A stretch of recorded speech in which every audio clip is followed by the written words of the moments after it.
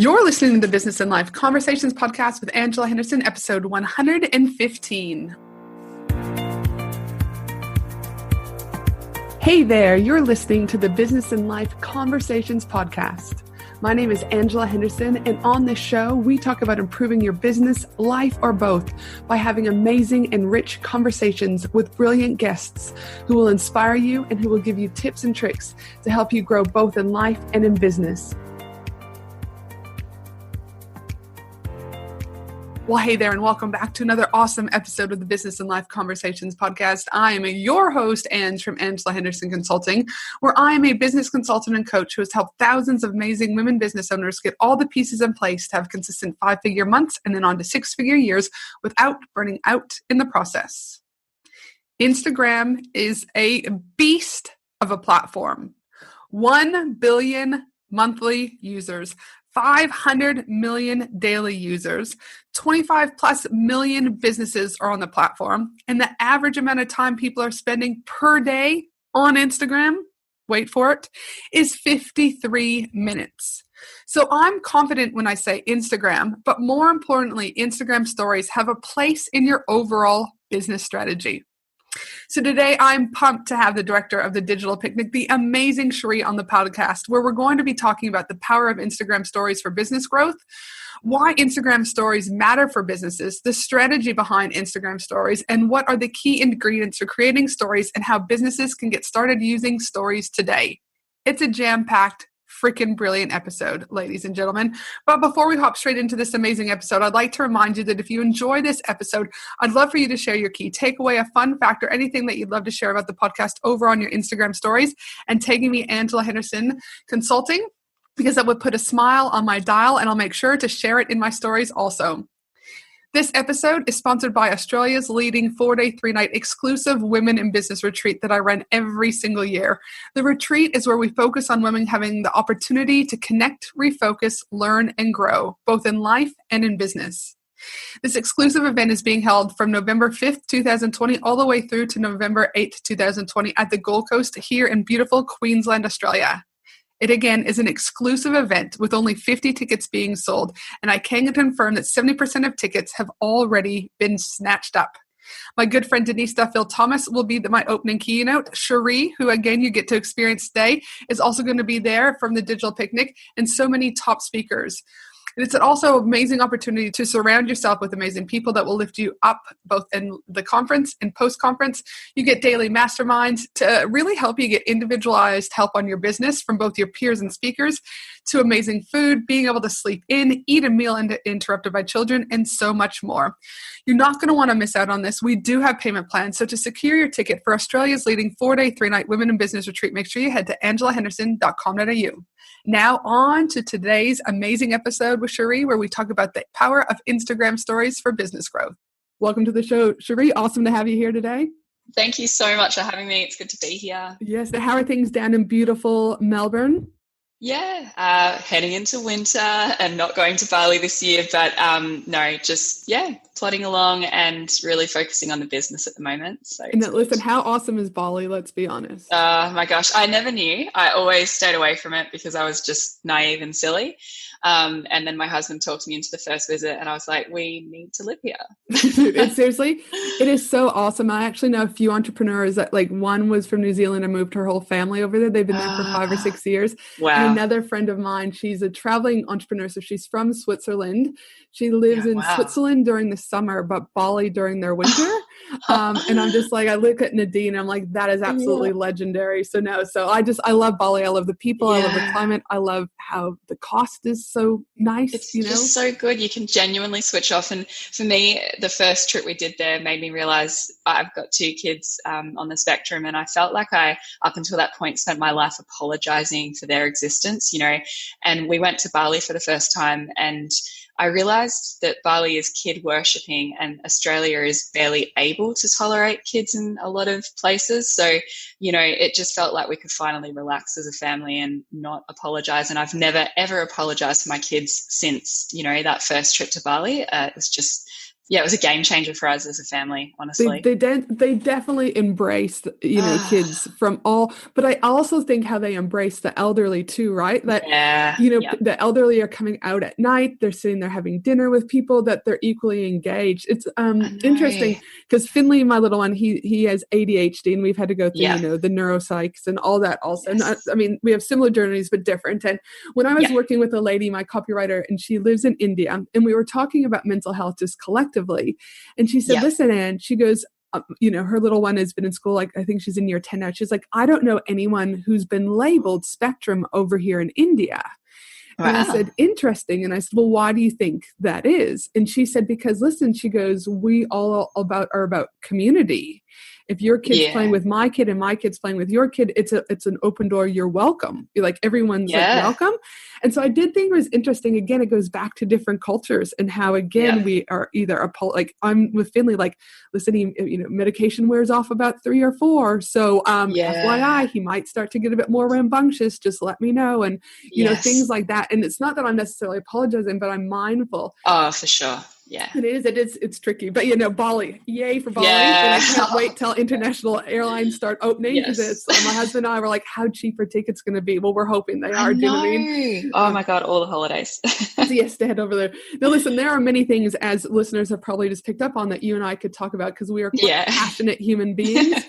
We do love a good chat, but today we are here to talk about the power of Instagram stories for business growth. And one of the things I do with all guests that come on the podcast is I like to just ask a fun question so that the audience gets to know you a little bit. So my fun question is I know you actually do Instagram stories amazingly well, but one of the things that always makes me spit my Diet Coke out is when you trick your husband Dave. All right? And so my question to you is what is the best prank you've ever got Dave on? Because you guys have been dating, you dated very, for years, and then but it always cracks me up because Dave's, I could just see his eyes like, what the fuck are you doing now? Right? So anyways, what's the best all-time prank you've done on the husband? Oh my God, okay. Well, he's an environmentalist. He's really big on it. He's the guy that goes out on Binday and lectures all of our neighbours on appropriate recycling. So he loves Binday. He lives for it. It's like, for him, it's the equivalent of the World Cup. So there was, he's really big on it and looks forward to it, and just can't wait to recycle trash in the right way. And so I got in with this particular prank where we'd just moved into this new house, and I said that the bin hadn't been collected at all, and that we got a note from the council that said that they wouldn't be collected for a month and a half. And just the look on his face, you've got to understand who Dave is as a person. It was just the best. But honestly, my favorite pranks are the ones where I sleep scare him, because he falls asleep every night at 7:30 on the couch, and I just live to scare him, because truly it doesn't matter how many times, he just wakes up differently, and every time it's more entertaining. Like, he's just the best. Love pranking him. No, I always just giggle, and I'm like, oh man, the kids will eventually get on this too. And I was like, you got some 100%. Really funny clips. But so I absolutely love it. So again, as you guys can see, Sheree's got a great personality, good sense of humor, and it's not just all about work and Instagram. We all do have fun, So listen, you and I, we've known each other for a while. Actually, we were both in the blogging stages together early on, and I've always, like I said when you were at my retreat last year, I've always loved your presence, your passion, and your elegance. So for those listeners that are out there who might not know the amazing Sheree, can you tell us a little bit about your business journey, about where you started and where you're at now? Yeah, so we met 10 years ago now in the blogging sphere, which I loved, and it was a different, time back then, a very different landscape. It was amazing. I loved it. we had a good. It was so good. It was some of the best days I had as a blogger. But that's where we met. And then 5.5 years ago, I launched the Digital Picnic, which is a digital marketing agency, but we actually have the majority of our focus on training business owners on how to, do their social media better, so that they don't have to outsource, or if they do, they can oversee effectively. And then we also manage social media for businesses and run team training for corporate clients as well. That was 5.5 years ago, and it really did just start more so because I had a newborn and a toddler, and I just wanted to get out of the house on Sundays. So I said to Dave, I'm going to do some Sunday workshops. You can be with the kids. You can experience my Monday and Saturday. My life, yep. Yeah, right. And I'm going to go workshop. And honestly, the minute I sat in that seat, I can't describe how much my heart pounded. Like I'm sure your audience can relate to that feeling when you really have found what you were meant to do and everything makes sense the minute you're doing that. So yeah, that was really it. That's when I realized this can't be a hobby because of the feeling that it's giving me. So it became my full-time situation probably 12 months after that. I think I left my in-house employment probably within 12 months of launching the side hustle. Dude, fantastic. How great is that? And then, so it went from you leaving the side hustle, do you know what I mean? Like the regular job, going into the side hustle. And now you've got, how many people are on the team? Because in 5 years, you know what I mean? You've gone from Cherie to this amazing team that brings such great qualities from each individual that you have. They're so good.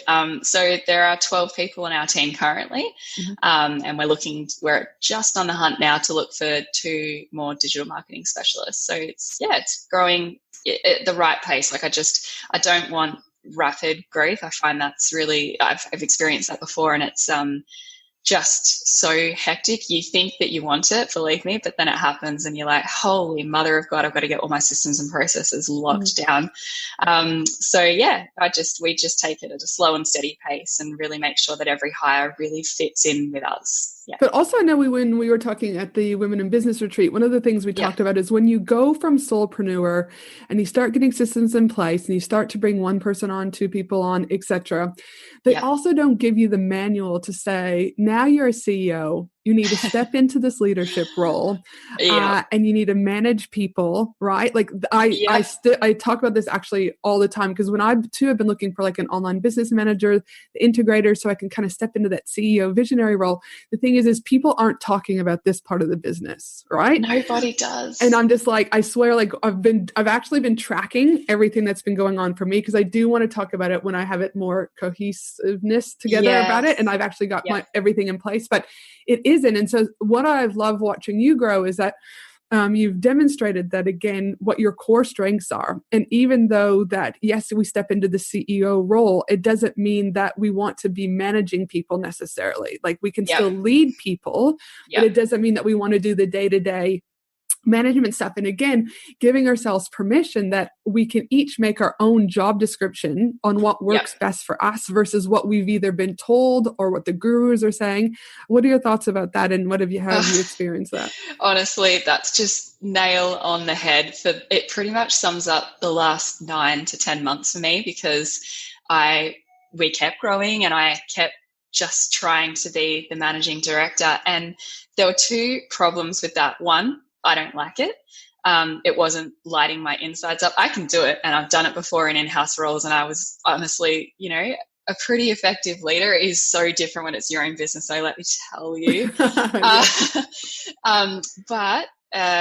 So one, I don't actually enjoy it, right to my core, and that's a shame when it's your own business, when you find that you end up doing something that doesn't really do it for you in every sense of the word.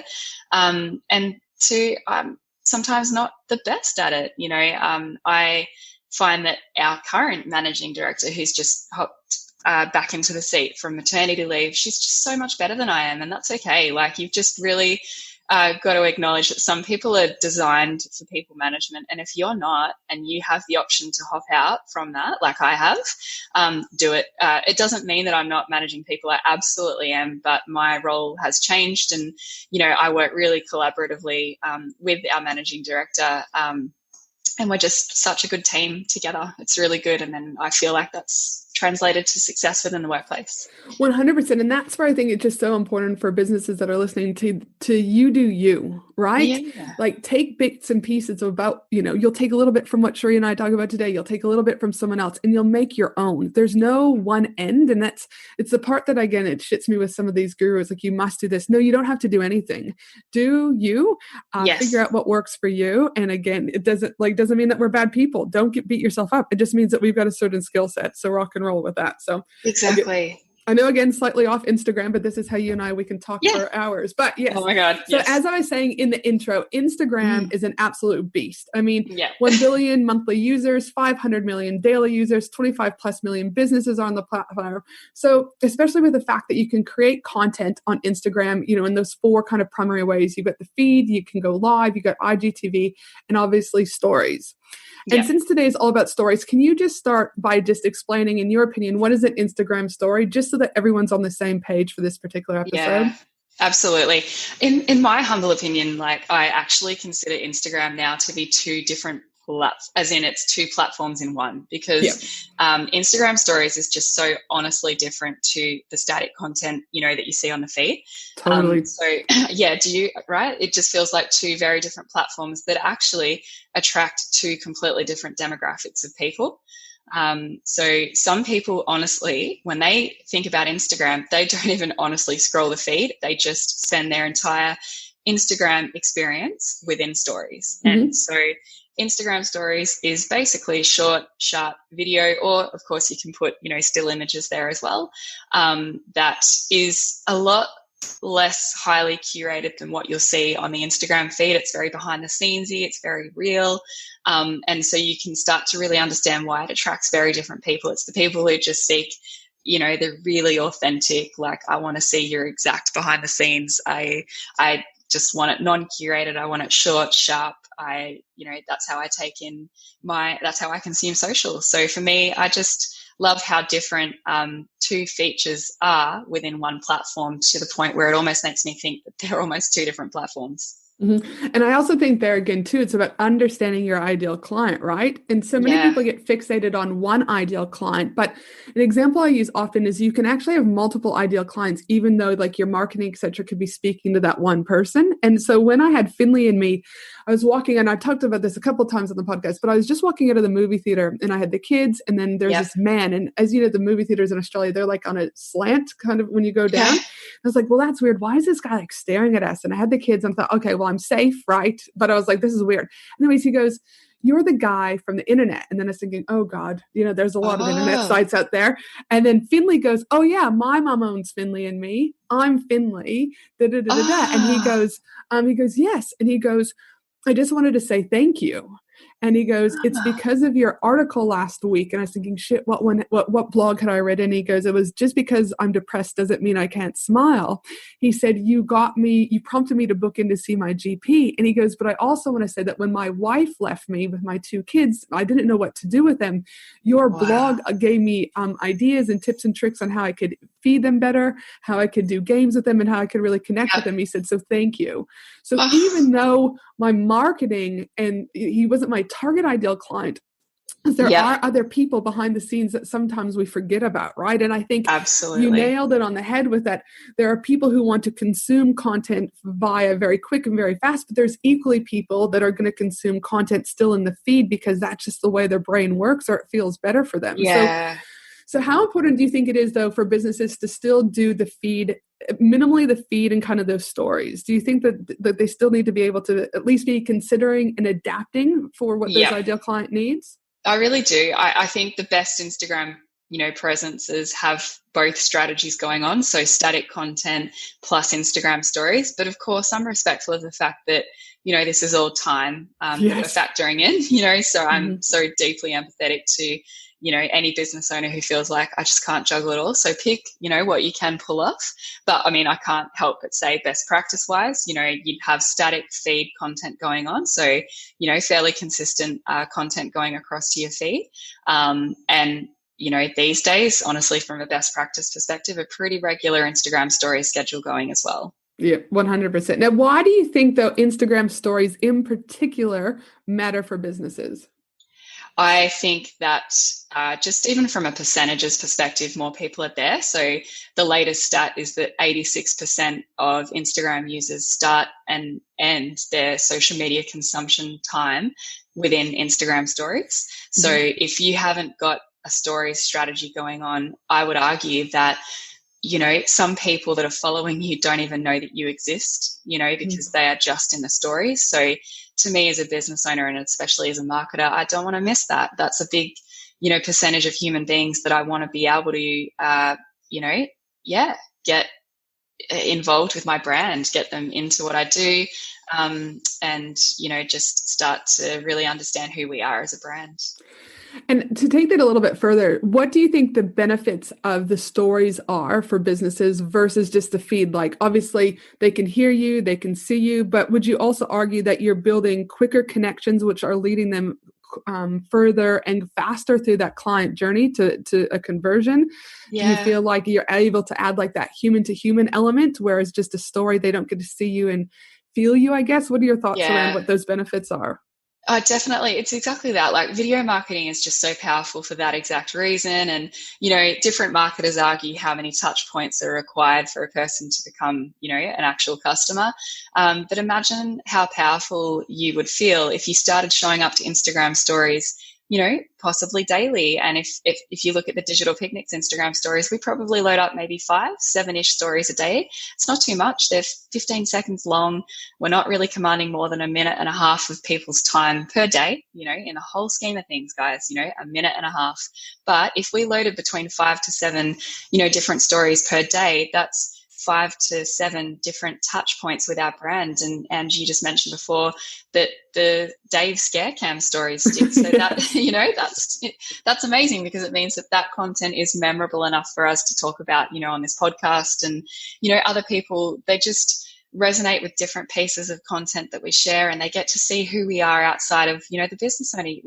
I'm now documenting parts of dyslexia intervention for my youngest, and ASD talk about my eldest, and, just things like that make us a little bit more relatable to all of our followers, outside of just digital marketing, advice, which is the obvious. But I also would argue that in addition to being able to have these multiple touch points, building those, again, I'm really big about human to human marketing, the interaction and experience that people have with a particular brand. So some will really do well the experience, but not the interaction, or they'll do the interaction, but not the experience. And I feel stories are able to combine both of those. So instead of just B2B or B2C, you've got this H to H marketing, because the stories allow that experience and interaction to happen, which I think is just so powerful. But I also think in a spot where, like we talked about, 1 billion users, 1 million, blah, blah, blah, all those data that we were just talking about. The reality of it is you also have to have some level of disruptive marketing, right? That is not just the same. And that's where I think the Digital Picnic does it really well, is that you guys are able to infuse not only, say client outcomes and testimonials, but you're able to infuse the humor, right? Which is all part of your brand voice collectively in your branding. And I think, it's so powerful of a tool to be able to have that. It really is. And it's got so many creative options that, are only, you are limited by your own creativity. Like I remember, during, just the particular work from home period that TDP had, all of our staff said, well, why don't we just share a day in the life of us within the bunker? We called it the bunker diaries. And, one day it got to being my day in the bunker. So I, showed up to Instagram stories, and the first story that I loaded was me walking to the bathroom, basically preparing to have a shower. Like, I was dressed, don't you worry. But, and, I just basically didn't say anything to camera. I just filmed my face, walking through the hallway on my way to the bathroom. My hair was all over the shop. Like, that's basically exactly how I wake up. I had a bit of smudged mascara under my eyes from probably not effectively taking my makeup off the night before.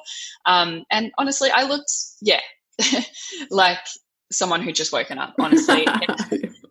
Not many directors of a digital marketing agency would share that. And I looked really unattractive, honestly, I'm just going to say it. And, I just had a caption that said, yesterday I worked 7 a.m. until midnight or something like that, because that was what was required of me on that particular day before, during that hectic period that every business owner experienced, and then the next image, I just took a photo of myself and I said, tap this image to make me 0.005% more attractive. Then the next image was me, hair done, makeup, everything like that, because I had a couple of interviews via Zoom that day.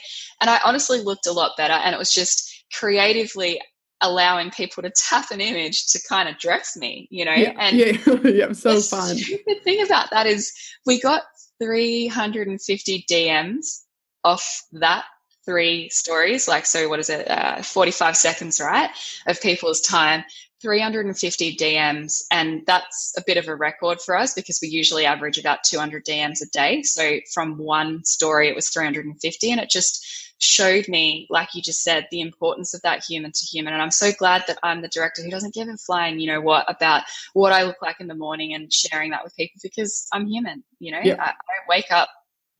Yep, this is me. But again, it's about that connectiveness. Yes. And I believe if stories as a part of that human to human is if businesses don't infuse that human to human marketing, I believe they're going to start to get left behind, because people want it more than ever before. I mean, you look at what's just happened in our world, and continues to have impact on, like, people want connection. They want to be part of something. They don't want to be treated like a number, and stories allow us to do that. But do you think Instagram stories, though, even though they are slightly easier, as in I find them easier than having to sit and try and create content for the feed, because you can just it's like for me, and I don't have a problem with video. I'm like, boom, I'm on, it's done, I'm dusted. Yes. But I know some people would struggle with that. But do you still feel, though, Instagram stories, you still need some sort of strategy? You can't just be throwing shit at a wall, right? Do you think, what are your thoughts about that?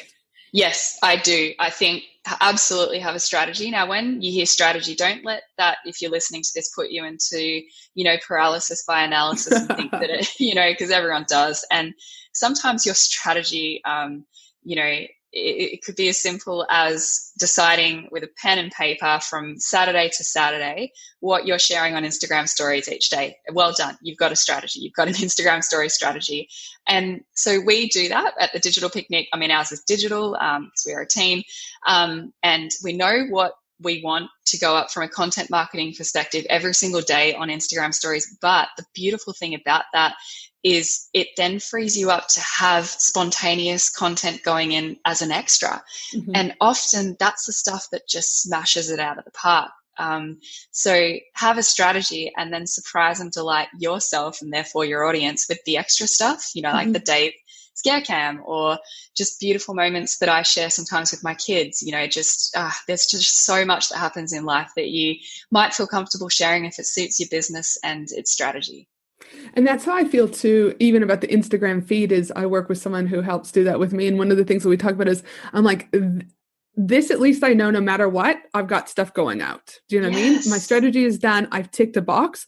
But like yesterday, I did something where I'm like, actually, I've got a few minutes. This is really important for me to share. And I did it. So the thing is like, again, you can always just cover your baseline and still have that strategy. But if you do feel like it and you've got the energy to do it, then you can always do more, right? And I feel like it just makes you actually do more, because you don't feel like it's a job, like it's already done. I don't know how to describe it. It's a weird feeling where that's like exactly it comes what out naturally. Yes, absolutely. And the thing is, Ange, like with that, you do, obviously, I always make sure that we're not sharing too many stories, and you can tell when people are starting to dip out. But when we find the perfect sort of sharing schedule for us is 5 to 7 stories per day. And I know that people will listen and go, oh my God, but it is just so easy because you talk to the camera and that's probably 3 stories already, when we've noticed that when we do kind of get to 5 or 7 per day, we get the best reach we've ever achieved, because maybe we might share something in the morning and then something later in the evening. And that evening post that goes live pushes more people through our morning stories. Exactly right. Yeah. Like you just watch the reach seriously increase. Now, if I sat there and didn't post in that evening time, we would have stuck with what we had in the morning from a reach and engagement perspective. And I don't want that. I want more. But I also think, again, stories too, is if just the word story, if you were to pick up a book, you have a beginning, a middle, and an end, right? True. Yes. And I think, again, what I love about you guys is that you guys always, like, say when you guys were doing the bunker stories, for example, you guys still had like your beginning, but you had like what was going in the afternoon, and then you or your team were then signing off to say, all right, we're done for the day, right? Like you didn't leave me hanging. It wasn't like a cliffhanger going, okay, well, what happened next? You know what I mean? Cherie said this, or, the team, like they just left me, right? So do you also think it's equally important from your perspective, in your opinion, that again, in those stories, that again, there is that beginning, middle, and an end? It's so funny that you say that, because I'm so big on that. And so when our team, take over their stories, I'm like, make sure you finish it off. Like you've got to conclude it. And then there was one particular day where I was doing my little Bunker Diaries day, and the day started amazingly. And then 2 to 3 things happened within the day. Just I was homeschooling during COVID.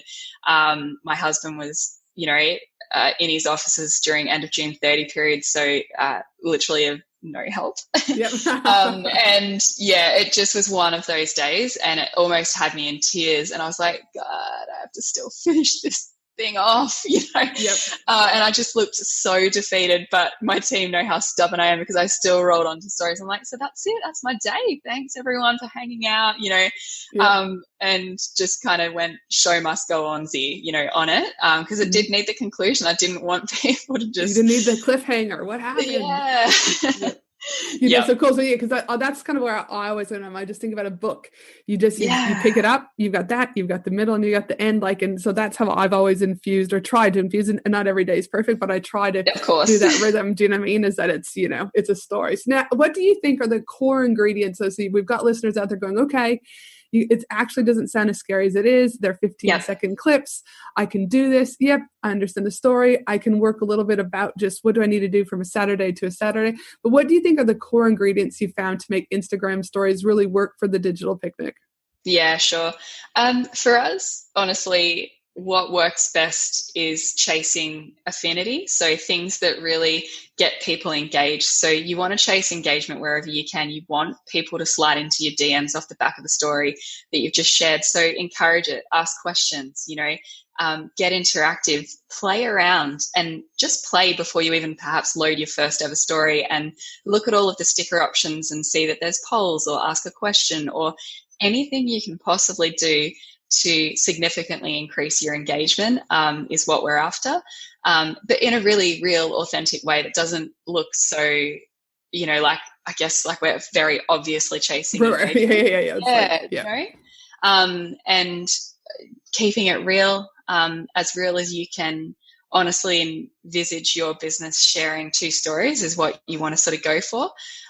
You want to chase the memorable content, you want to chase the relatable content, and you really want to have a crack at even trying to extract endearing content, you know, out of yourself to be able to share the stories. So I'm always chasing, you know, memorable, relatable, and endearing, because that becomes the affinity stuff that I'm after. And then when I get those ticked off in an Instagram stories marketing week, I know people are much, much more likely to convert on anything that we share from a promotional perspective. Mm-hmm. Yep. And do you believe that it's so important? Because my big thing that I see businesses do is they do stories quite beautifully, and then they don't fucking sell. Yes. And I'm like, you've worked so hard to curate this, and it's you've done everything. And I'm like, so what's the problem? And they're like, oh no, my audience. I'm like, no, your job, in my opinion, as a business owner is to show up, create community, and sell every single day. Do you know what I mean? If you need to, again, and if that feels right. My key thing there is if it feels right for you. But if you're just going, because I've had clients, Ange, I've been using Instagram stories and and then I'll kind of look at it and then I'm like, hold on a minute. You haven't sold a single thing, because they're whining about, well, it's not working. It's a waste of my time. I'm not getting the ROI. And I'm like, but does your audience even know what the hell you sell? Yes. Oh, like, great. Thank you for sharing your dog. And thank you for giving us the behind the scenes. But you haven't then actually guided us to that next step as to like, how do we work with you? And I think it's our opinion in stories or on the feed or just generally with our businesses.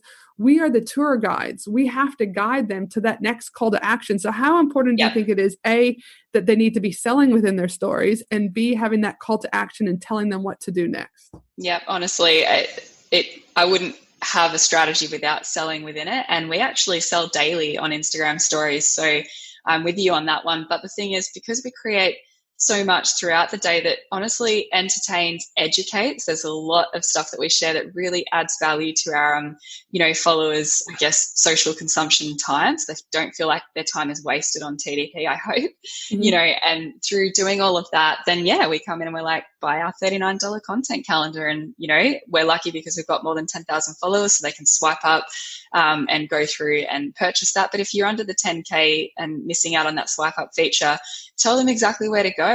Head over to my, you know, website, click on this tab, you know, XYZ, just seriously spell it out. And what I've found is that, you know, you can share the obvious sells, but when I talk to camera and walk them through a product, and it only takes 4 stories, so, you know, literally a minute of someone's time, you know, that's when the conversions quadruple. honestly, rather than just swipe up to book or something like that. It's not interesting enough, and it hasn't. And sometimes again, words only work for some people depending on how their brain is, right? Yeah. It's like I'm much more. I have to actually see it and hear it for my brain to start getting the pieces together. So I'm very mindful too about, again, doing those different touch points in different ways and explaining it in different ways, because your audience will, again, everyone learns differently, right? Yeah, exactly. Yeah, and I also think it's important to remember that just because it's a no now doesn't mean it's a no forever.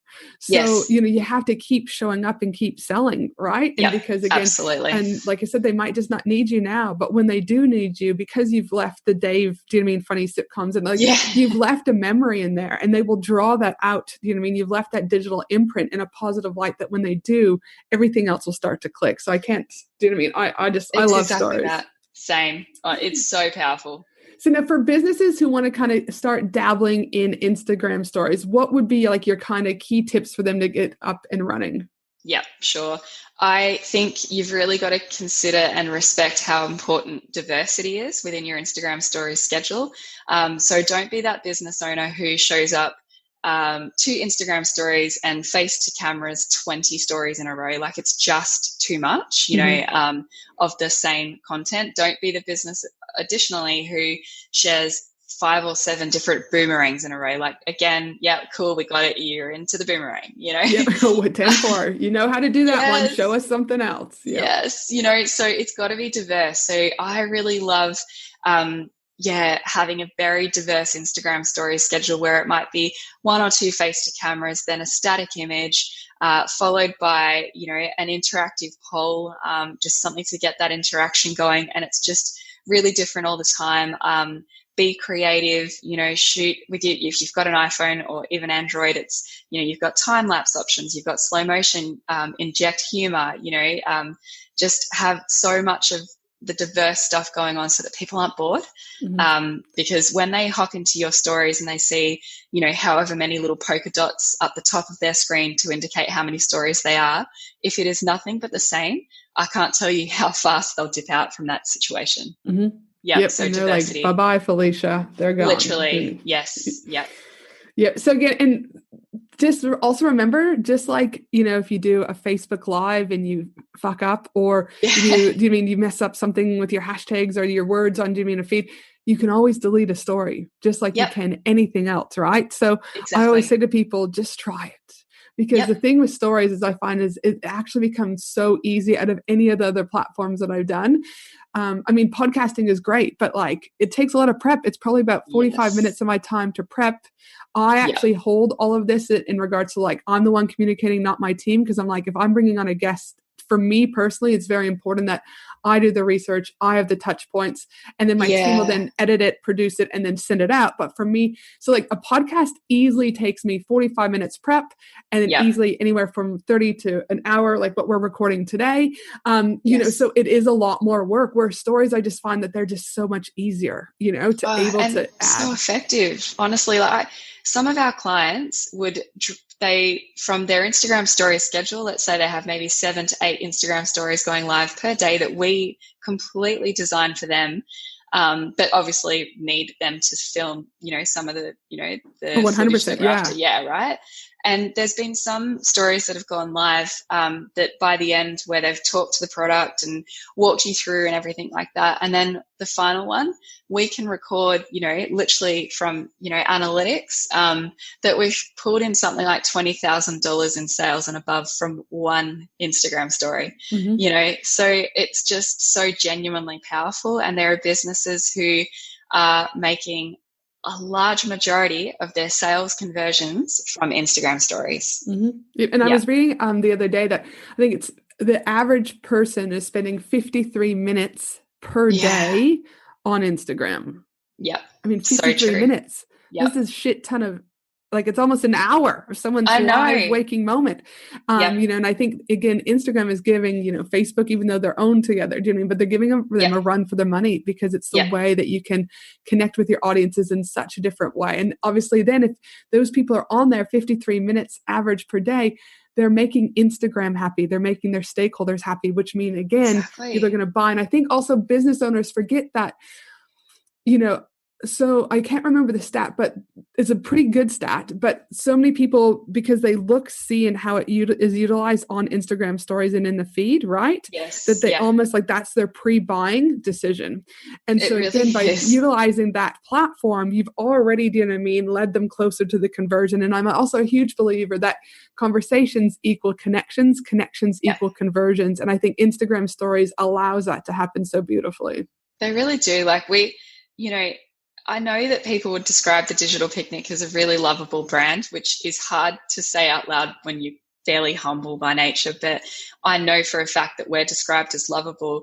And the crazy thing is we're just showing up and being us. And if that is equaling lovable, well, that's amazing, and it is. Instagram stories has played a huge role in that because I share a lot. I have no honestly issue with just sharing quite openly about my business journey, and it pulls people along for the ride. They're really on it, and it reminds me of my own blogging journey, people really into your story and following along and championing, your success and everything like that. So it's just been Instagram stories. Once I swallowed the initial shyness when it first launched, I was like, no.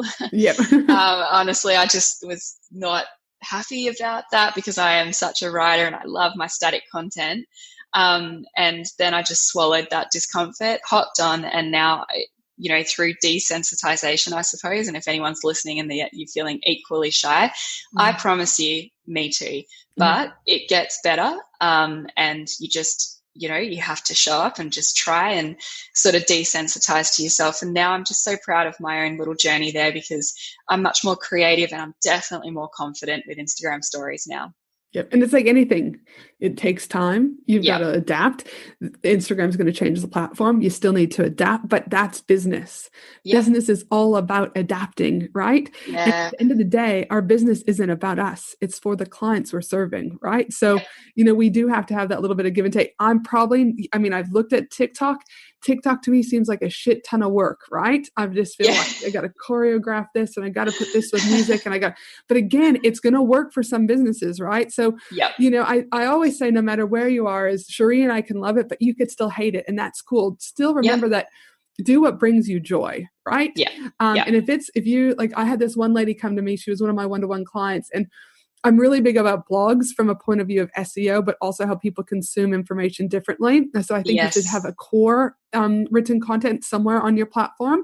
But anyways, there was a block there, and what we found out is she's like, and I fucking hate writing. She's Scottish. And I was like, okay, then. I was like, well, that's good. We've got that. I said, but what are you good at? She's like, I can talk an ear off. I can convert people. I'm like, great. I was like, well, we're going to fuck the blog off to a ghostwriter. I said, and I want you to then book in for 2 networking events every single month. And she's like, oh my God. She goes, I feel so much better. She goes, it's the same type of thing. How good is that? If you don't like stories, that's cool.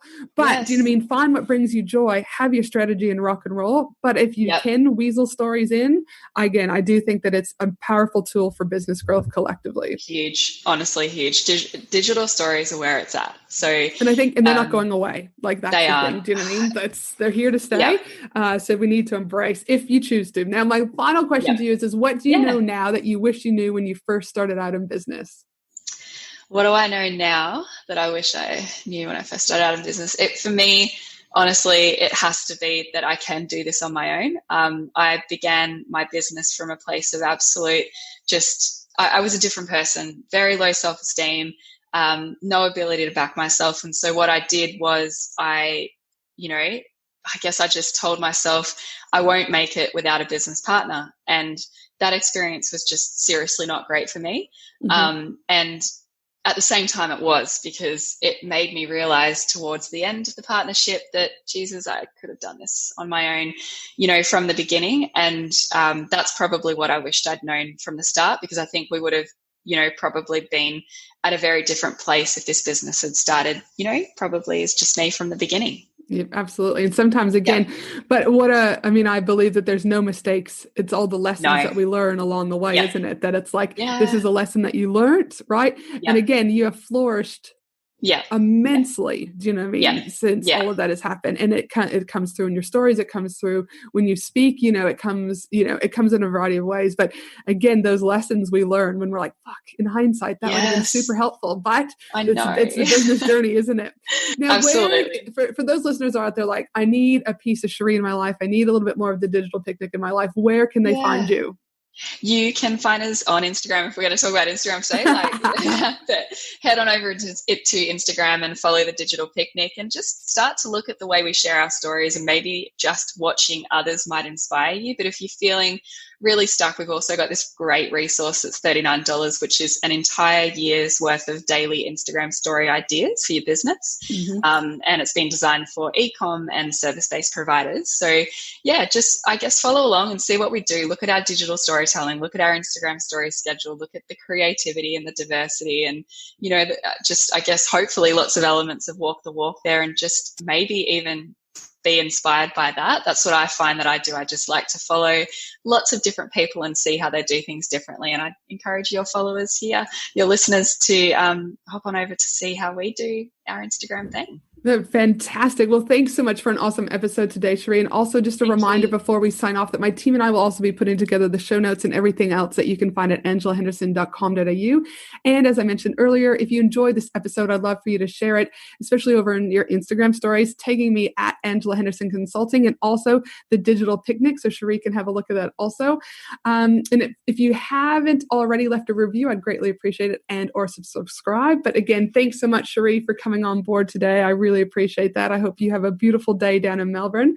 And for the rest of you, have a fabulous day. And I look forward to you joining me again for next week for another amazing episode of the Business and Life Conversations podcast. Thanks again, Cherie. Thank you. Thanks for listening to the Business and Life Conversations podcast with Angela Henderson. www.angelahenderson.com.au